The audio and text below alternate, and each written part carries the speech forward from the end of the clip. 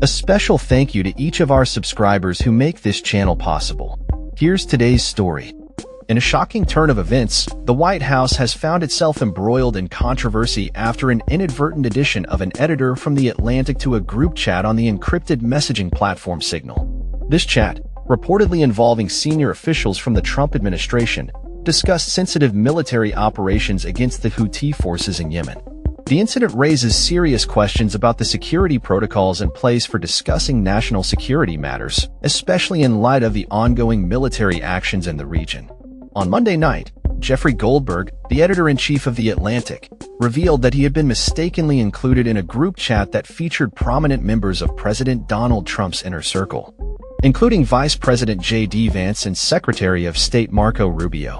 Goldberg expressed his disbelief that such high-level discussions would take place over a commercial messaging app, stating, "It should go without saying, but I'll say it anyway, that I have never been invited to a White House Principals Committee meeting, and that, in my many years of reporting on national security matters, I had never heard of one being convened over a commercial messaging app." The group chat also featured other notable figures, such as Defense Secretary Pete Hegseth and Director of National Intelligence Tulsi Gabbard. In the messages exchanged, Mr. Waltz, presumably a senior official, directed his deputy Alex Wong to establish a Tiger team aimed at coordinating U.S. actions against the Houthis. This comes in the wake of U.S. airstrikes against the militant group, which began targeting commercial and military vessels in the Red Sea in November 2023. Just hours after Goldberg received the details of a planned attack on March 15, the U.S. commenced airstrikes on Houthi targets, raising concerns about the timing and the potential for sensitive information to be compromised. Goldberg noted that Mr. Hegseth shared operational details, including target information and weaponry, within the chat. He described the use of Signal for such discussions as shockingly reckless, highlighting the risks associated with using commercial platforms for sensitive government communications. Ironically, this leak comes just as Hegseth's office announced new measures to crack down on leaks of sensitive information, including the potential implementation of polygraphs for defense personnel to determine how reporters obtain information. The National Security Council has confirmed that the chat group appears to be authentic and is currently reviewing how the editor was inadvertently added to the conversation.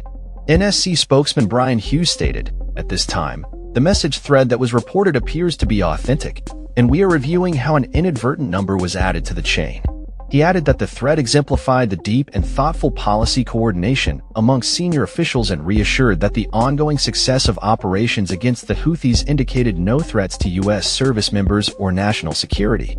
President Trump, when questioned about the Signal group chat, claimed ignorance, saying, "I don't know anything about it. I'm not a big fan of The Atlantic. To me, it's a magazine that's going out of business." He further expressed that this was the first he had heard of the situation. The incident has drawn sharp criticism from various quarters, including former Secretary of State Hillary Clinton, who succinctly summed up her reaction with, "You have got to be kidding me." The breach of communication protocols raises significant concerns about the security of U.S. military operations and the potential for sensitive information to be leaked through unsecured channels. As the White House navigates this crisis, the implications for national security and the integrity of military operations remain to be seen. This incident serves as a stark reminder of the importance of maintaining strict communication protocols and the risks associated with using commercial messaging platforms for discussions of national importance. The fallout from this leak could have far-reaching consequences for the Trump administration and its handling of national security matters, particularly as tensions in the Middle East continue to escalate. As investigations into the breach proceed, the public will be watching closely to see how the administration addresses this alarming lapse in security. That's all for this story. We upload videos every day covering many different subjects, so hit that subscribe button to stay informed. Thanks for watching.